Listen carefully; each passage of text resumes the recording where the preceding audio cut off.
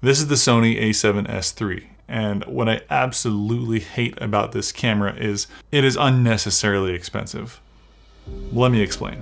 The camera body itself, right, is $3,500. It's a brand new camera. That's to be expected. That's not what I'm talking about. What Sony has done is they have crippled third-party accessories via firmware. First off, I'm new to Sony's ecosystem, so I know that maybe they did this on some of their older cameras too, but the type of battery that the A7S III uses is called the NP-FZ100. If you go to B&H Photo and you search for Sony A7S III battery, you will obviously get Sony's battery as the first result. It's 80 bucks per battery.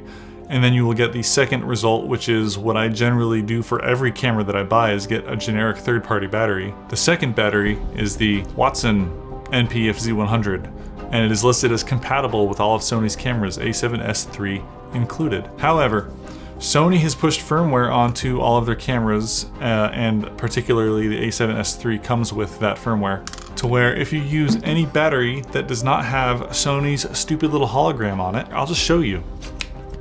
Let it do its thing for a minute. There it is. After just a few seconds, you'll get this pop-up. Anytime you use a battery that doesn't have Sony's little fancy hologram on it. It says the operation and safety of this battery cannot be guaranteed. Continue use. Of course I don't want to continue use after you show me a message like that. Like this ominous message that my battery might explode or my camera will stop working and the warranty won't be covered. No, I bought 2 extra batteries, 50 bucks a pop. They're not cheap, right? The Sony ones are 80 bucks, and then third-party batteries, which are slightly more reasonable, are 50 bucks a pop.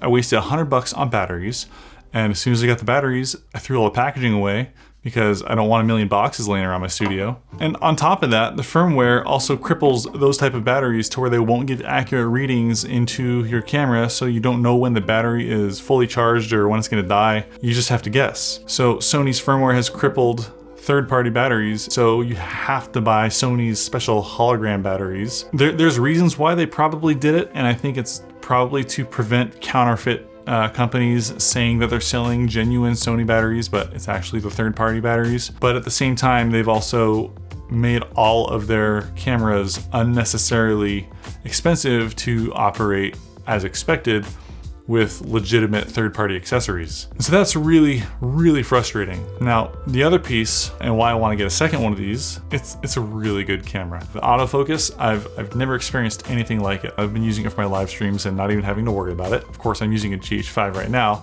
I've been stuck on manual focus for the past couple of years. The color science is incredible. And so I generated my own LUTs. The ones in DaVinci Resolve, they didn't work for me. They weren't, I don't know, they weren't saturated enough. And if you watched the previous video on my channel about using DaVinci Resolve and power grades, I designed and had my wife print out these cards on all of her high quality industrial printers with industrial inks, which is basically the same color chart that X-Rite uses. It's publicly available information from Wikipedia. I picked the best ones and I made custom LUTs for S-Log3 S-Gamma 3.Cine, and it looks incredible. I've never been able to get footage like that out of the GH5. So now we're looking at the Sony A7S III over here, and we're looking at the GH5 over here. I named them all different things, so if you want those, it's only 10 bucks. You can pick it up at my Buy Me a Coffee page. So if any of this information is helpful for you, you can send me a coffee and you'll get some LUTs. It took me a while to figure it out, and of course I had to print my own things to make those LUTs, but it was a lot cheaper than actually buying one of the X-Rite color checkers or buying hundreds of dollars of other LUTs to see if they would work for me. Also, it's got a full-size HDMI out port, which is one thing that I really enjoyed about the GH5 for using external monitors, transmitters, and also for live streaming into the Blackmagic Atom Mini Pro. I didn't go with the Sony G Master lens because, again, it was $1,000 more than Sigma's 24-70 f2.8. I'm gonna turn the A7S III off and we're gonna talk on the GH5. Let me make sure I put my genuine battery in here. I went with Sigma's 24-70 f2.8 because it has the same focal length and same aperture and basically identical autofocus capabilities to the Sony G Master lens. From all the reviews I've seen, I wasn't able to tell a difference other than this little rubber thing on the Sigma side gets a little bit dirty sometimes, and the lens caps are probably easier to put on the Sony version of the G Master version. Save $1,000 and I went with Sigma because, again, this video is about my biggest gripe with Sony, and that's how much money you have to spend on batteries.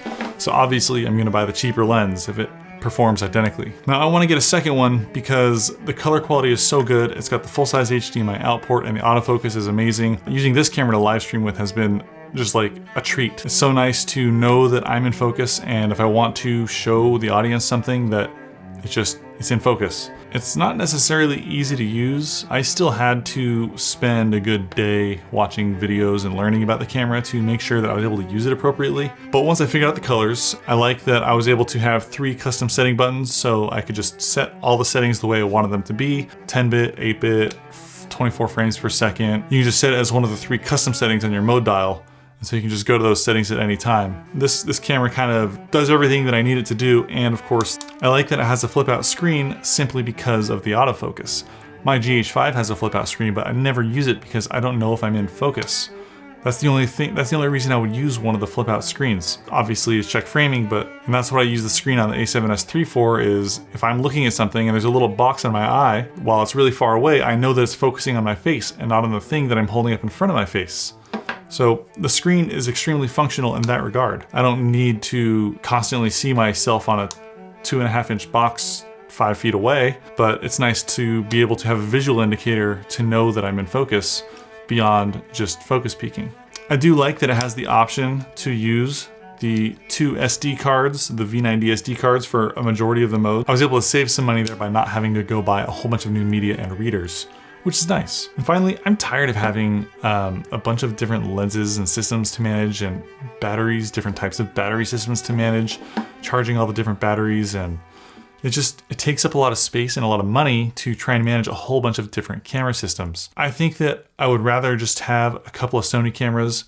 Plus I have the Red Komodo coming, so that'll be my second camera system. But then I've still got the GH5 and the Fuji X-T3, and there's just so many cameras and so many lenses. So I would rather have 2 Sony cameras than a Sony and a Fuji and a GH5 and whatever else brand I decide to go with next. I'm probably gonna buckle down with Sony. I'm not gonna sell my GH5, but I'll probably sell all my Panasonic lenses.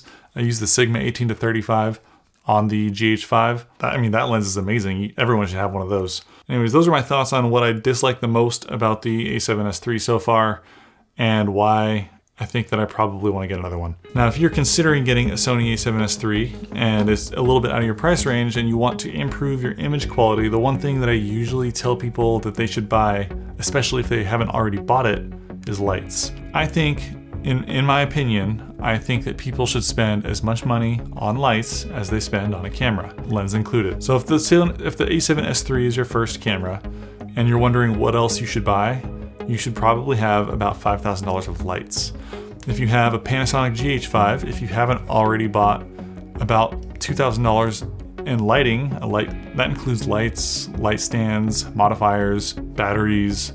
If you haven't spent that much on lighting, then there's a lot more you can do to improve your image quality than buying a new camera. So those are my thoughts, and if you liked this video, feel free to hit the subscribe button. Thanks for watching. I'll see you guys in the next one. Peace.